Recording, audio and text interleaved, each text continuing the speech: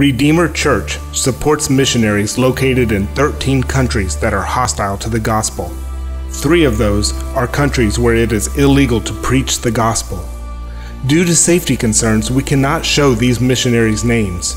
We cannot show their faces due to the risk they take daily to bring the message of Jesus to the unreached. But we can remind you of how important it is to pray for these faceless missionaries that have been sent on our behalf to bring the light of Jesus into the dark.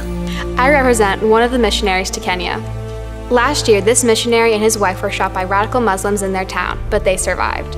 And their ministry continues today. These are real people facing real dangers. It is our job as senders to stand with them. Will you pray for these unknown missionaries? Will you help them share the burden? Will you, through prayer, help them carry the light to the darkness? Will you do your part? Join us this Good Friday at Secret Church, where we will come together and pray for the persecuted church around the world and gather for a time of extended Bible study. Let this be an opportunity to identify with missionaries and Christians all over the world.